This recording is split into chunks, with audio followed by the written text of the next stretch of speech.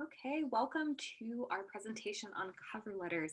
Today we are going to talk about how to craft an effective cover letter for any application that you are going to be completing. So we're going to start with just a general conversation about what in the world even is a cover letter, how you should be formatting your cover letter, and then lastly, how to develop effective content to go into your cover letters to ensure that hiring managers are looking at it, remembering it, and bringing you in for a first round interview. So first off, what is a cover letter? A cover letter is your opportunity to discuss how you will apply your skills to the position and company and imbue a sense of your personality. So something to remember is when you are applying cold to a job, which means that you've just found it on a job board and you're submitting an application, which is a very common thing to do, the only information that a hiring manager or a recruiter, whoever may be reviewing your application, is going to have about you and your skill sets is going to be your application materials. Oftentimes that's going to include a resume as well as a cover letter. And a cover letter is really a narrative format that gives you an opportunity to tell more in depth about yourself, your skill sets, and let them know a little bit about who you are as a person. At the end of the day, when we're hiring, we're not just hiring for skills, we're hiring for that person that we're going to collaborate with on a day-to-day basis, that we're going to spend 40 hours a week with in the office. So we're looking for more than just a set of skills. The factors that your cover letters should address is going to be your enthusiasm for the company and position. This is something that oftentimes can be forgotten because we get tempted to just write one cover letter that we're going to use to apply to multiple positions throughout our job search. And that is really can be a really detrimental thing to do. So you want to make sure that you're taking, even if it's just 15 minutes and going through a company website beforehand, doing some base research so that you have an understanding of the work that they do, so that you can talk about your enthusiasm for working on the company and your enthusiasm for that position in particular. This allows the hiring manager to know that you are not just excited about having a job, which is, something we're all excited about, but you're also excited about having a job working with them. Secondly, you want to use specific examples of how you've used your skills in the past. So what can oftentimes happen when we're writing a cover letter is we want to jam-pack so much information into it. What it ultimately becomes is a one-page narrative of our resume. And while that's not necessarily unhelpful information to include, you've already included that information on your one other document that you're submitting. So essentially what you've done is now given the same information in two different formats. And if we're thinking about having a cover letter and a resume that complement each other and are making the most of that, oftentimes just 2 pages of space, we're really thinking about how do we dive more into specific examples of how I've used skills that are relevant to this job. And lastly, you want to think about how am I going to apply my skill sets in this role? This is really important, particularly when we start talking about transferable skills, which we'll go into in a couple slides, but letting the hiring manager know that you have an understanding of how your skill sets are going to be applied in this position. This again lets the hiring manager really be sure that you've done your research on the company, you understand the role that you're applying to, and that you are confident in being the best fit for the position. Now, as we go to formatting the cover letter, it is pretty basic, but a couple things to keep in mind. So your header and font should match your resume. That means that if you've got a left-align header on your resume with your name and your address in a certain order, things of that nature, it should look exactly the same on your cover letter. This just really makes it look like a more cohesive package. It is really one of those simple things that you can do to really have an impact when someone is looking over your materials. It should also be dated and have the address of the hiring manager. So something to remember, it is called a cover letter. Before the internet and submitting applications online, a cover letter would have been submitted with a resume, oftentimes in paper format via mail. So you want to make sure that it is properly addressed and the header, just like you would any sort of business letter or communication, which is going to have the name of the hiring manager, as well as their specific address for their office. This information can usually be found online. If you're not able to find the specific address or office of that person, then a more general address of the organization works as well. Thirdly, you want to include the name of the hiring manager and stay away from using "to whom it may concern." This again has to do with just those little things that really make it look like a tailored cover letter. It can have a huge impact, and again, is a really simple thing to do.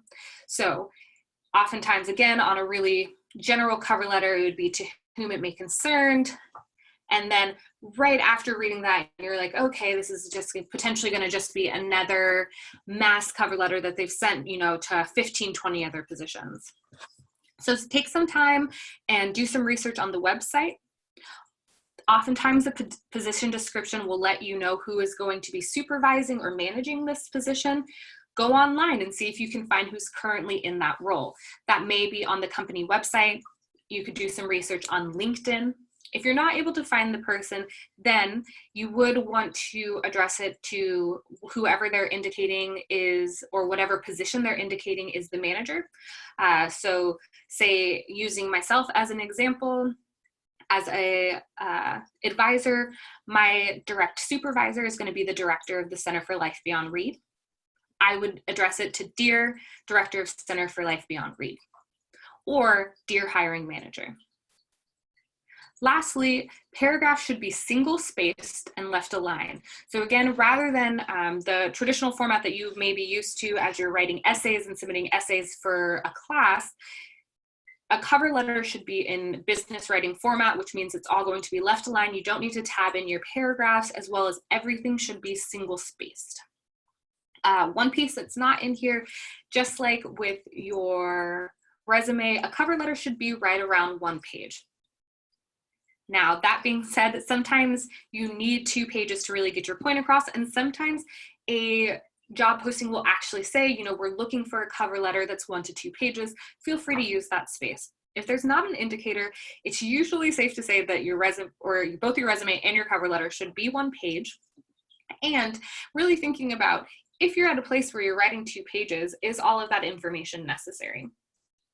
Also, if you are writing something that's just a paragraph long, you're not making the most of your space. So really thinking about, how do I make the most out of, potentially around 3/4 of a page, with your header and all the address included. So this is a much more succinct type of writing. It's really getting directly to the point.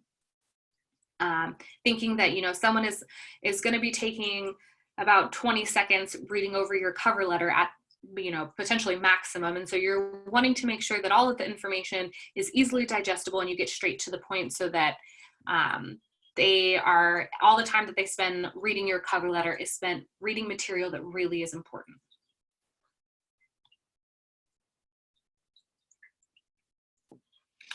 So as we start to think about actually writing your cover letter, one of the questions I get all the time is, what is the tone I'm supposed to take as I'm writing my cover letter? So that might be, you're worried about sounding unprofessional, so leaning to the point of too casual, or on the other end, I'm worried about reading, coming off as being too uptight, too stodgy. So a really good tip for this is match the tone of your cover letter to the tone of the company marketing. Oftentimes, that'll be easy to read even just in the job description. So if you are looking at a job description for a finance firm, it's probably going to have a very different tone than a tech startup, right?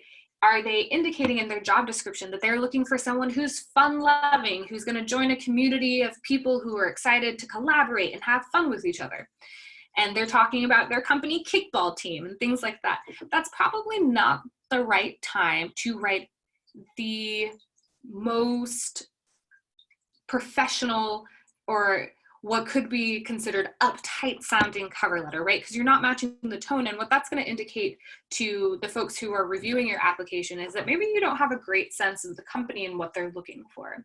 On the flip side of that, if you're applying to something that requires a, very professional environment, and the way that you present in the workplace is going to be incredibly important. So that's something like potentially a law firm or banking, anything in finance. You're thinking, you know, if they're gonna expect that you wear a suit every day to work, then your cover letter should match that. If you're gonna be okay to wear jeans to work, then your cover letter should match that too. So really making sure that you're checking the tone that is in the company marketing. You can also just go and read their About Us page. That's another really good space that you can get a lot of information about sort of what vibe they're trying to put out there and what they're trying to communicate is expected of their team. Something else you really want to be thinking about as you're starting to craft your cover letter is enthusiasm. So hiring managers want to know that you are excited about this work. Be explicit about why you want to work for this particular company. So say I'm, you know, applying to work at Reed College and I'm excited about working with students. That's a great place for a candidate to go look on the Reed website and see what is it that we're saying makes a Reed student. You know, academic rigor, life of the mind, working with incredibly inquisitive and intelligent students. Those are the sorts of things that I would touch on in my cover letter that I'm really excited about. I'm excited about connecting with these students who are going to potentially challenge me and teach me something about my work. I don't want to just submit a run-of-the-mill, you know, I'm excited about career advising, right? Because I could apply for a career advising position at loads of different colleges, but what sets Reed and the Reed community apart? What sets, you know, the company apart from all of the other companies that you've been looking at? And why did you decide on this space? Another thing you want to be thinking about and is really valuable in a cover letter in a way that sometimes a resume can't communicate is this is really an opportunity for you to dive into and explain your transferable skills.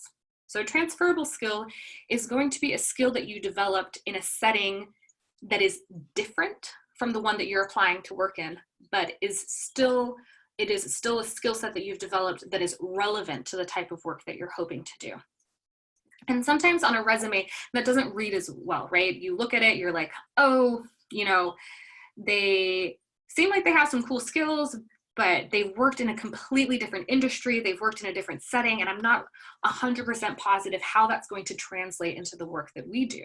A cover letter is the perfect place to start diving into your transferable skills and say, I developed this skill set in a completely different environment, potentially in the classroom, and I'm really excited to apply it in this way in your workplace setting. And then lastly, we've talked about this a little bit, but show a sense of your personality. So, you know, again, the cover letter is oftentimes your only opportunity to show a bit about you.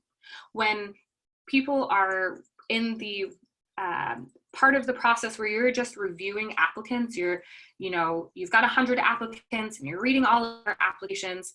Realistically, we all fall in love with what's on the paper. And so if we are seeing someone who really jumps off the page because they just seem so exceptionally excited and committed to the work that we're doing, particularly if it is a, you know, community-based position or nonprofit, engaging with a certain group of people, things of that nature, like I want to see that this is a person who has the personality to be effective in doing that. And so thinking about that, how am I coming across, and can you get a little sense of who I am and what to expect when you would meet me in person through the cover letter. So again, that can be a tricky balance. So you want to be thoughtful about your tone and how appropriate is what you're sharing in the cover letter. But just being thoughtful that a resume, again, is a list of your skills and experiences, and a cover letter is oftentimes where you get to actually bring those things to life. So with all of that being said, thinking about how do I actually take the first step in starting to draft my cover letter. So the way I like to think about going about this is, first, you're going to think about key skills and abilities. So this is what are the key skills and abilities that are listed in the job description that I think are absolutely necessary to do the job. So I'm going to bring up a job description that is actually from Reed. Oops. And right here. So right now, posted on our website is a college relations and database coordinator. So the reason I want to show you this is you can see, and this is a great example, and it's a pretty common way that job descriptions are going to be laid out. So it's going to have this section up here that is who you are. So what we consider when we're looking at job descriptions and developing them, the attributes of the person. So you are comfortable adjusting to a changing workload and can handle high volume of work in peak periods. You have a strong sense for organization and demonstrate proactive behaviors, so on and so forth. Then under that, it's going to have the description of what you're actually be doing. So this is attributes, what you're going to be doing. So how are those attributes actually applied in this job? And then it's going to have the actual qualifications and requirements of the position. So what I like to do when I'm looking at writing a cover letter is really exploring these two pieces up here. And sometimes the qualifications will have really necessary skills and experiences listed in them as well. So experiencing managing data in multiple systems. So what I suggest is taking that information and starting a list of anywhere from, 5 to 8 key skills and abilities. So not the entire job description, but distilling the job description down into the pieces that you think are absolutely necessary to do the job. And then what you're going to do is identify from that list your top 3 to 5 skills that overlap with the required job skills and abilities, right? So now what I've done is I've taken the top skills from the job description and pulled out the 3 to 5 things from that I know I do super, super well. And what I'm going to do is then take those and turn them into a narrative format on my cover letter and provide specific examples of how I have used these skills. So rather than just saying, I'm super organized, I'm going to say, I'm super organized, and here's an example of a situation in which I used my organization skills. Potentially use my organization skills in a database or data management system, because that's something that they're asking for in the job description. And that way what I do is, rather than just going through a chronological recap of my experiences, I'm tailoring my cover letter to include the key skills that I have that connect to the job description. So it becomes really, really clear for the reader that I have an understanding of the role and I have the appropriate skills to be effective in this role. And that's really what a cover letter at the end of the day is trying to do. It's saying, you know what, I've read the job description and I am sure that I can be effective in this job. So with all that in mind, now what you're going to do is draft a cover letter for the job that you selected during our job search strategies activity. This can also, this is just a draft, so it could potentially be a position that you are actually interested in applying to. It could be something that you're like, maybe, but actually I just am hoping to take the year off and apply to grad school. But either way, it's really good practice just to start drafting a cover letter for the job. If you have questions about this, reach out again to a staff advisor or a peer career advisor, and we're happy to help you with that.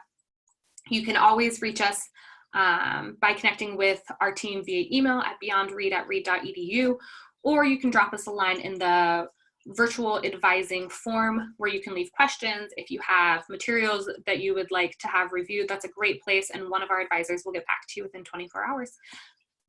So hopefully you guys learned some valuable information today about how to draft and create an effective cover letter.